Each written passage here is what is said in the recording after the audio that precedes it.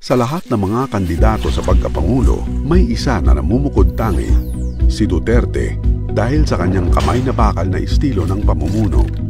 Bagamat marami ang hindi sumasang-ayon sa kanya, maka Duterte man o hindi, marami sa atin ang hindi nakakaalam sa kanyang paninindigan. Ano ba talaga ang kanyang paninindigan?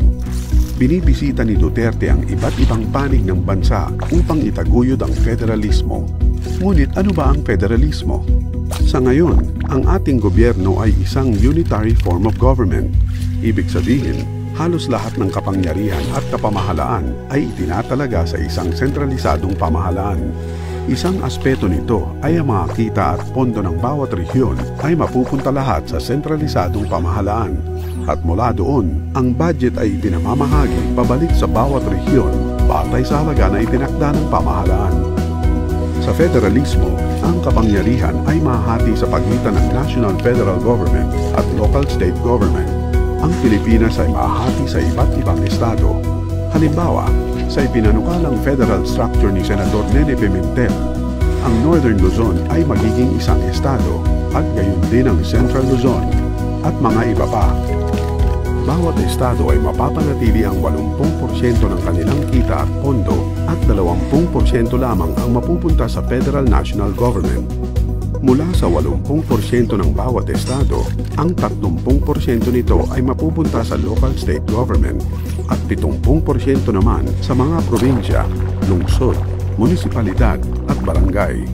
Bawat estado ay mayroong sariling hanay ng mga senador at mga kinatawan. Ang legislative powers ay hahatiin sa pagitan ng National Federal Government at Local State Government. Sa madaling salita, ang federal government ay responsable sa usapang militar at proteksyon ng buong bansa. Ang local state government naman ang magiging responsable sa sarili nilang estado kung saan ang bawat lokal na pamahalaan ay may mas kontrol sa mga proyekto, budget at mga pagpasa ng batas. Ang Pilipinas ay may 7,107 na isla. Bawat isa ay may iba't ibang tribo at kultura. Malinaw na bawat rehiyon ay may kanya-kanyang pangangailangan. Sa mga panahon ng kagipitan, ang matulin na pagtugon ay ilang beses nang hindi nakamtan dahil ang mga pasilidad, teknolohiya at ang pondo ay nakatutok lamang kung saan matatagpuan ang centralized government. Malimit na tayong nabigo ng unitary form of government.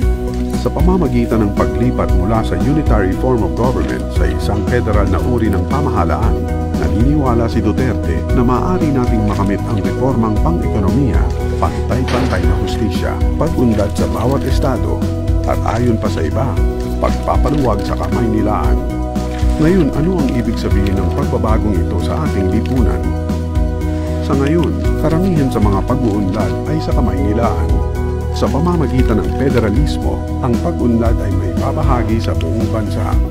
Ang Malacanang at Korte Suprema ay pawang matatagpuan sa Maynila. Ang Senado ay sa Pasay at ang Kongreso naman ay nasa lungsod ng Quezon. Lahat ng mga ito nasa Luzon. Sa federalismo, lahat ng mga sangay ng pamahalaan ay ipapamahagi sa iba't ibang estado sa buong bansa. Bagamat may sari-sariling kalamangan at kahinaan ng bawat uri ng gobyerno, naniniwala si Duterte na ang federalismo ay angkop sa ating bansa batay sa ating geographical at kultural na sitwasyon. Bilang isang botante, hinihikayat namin ang lahat ng Pilipino na maging impormado at maging edukado sa mga usapin ng bansa at na bumoto ng tama. Pag-aralan ng plataforma ng bawat kandidato at piliin kung ano sa tingin mo ang nararapat sa ating bansa ngayon.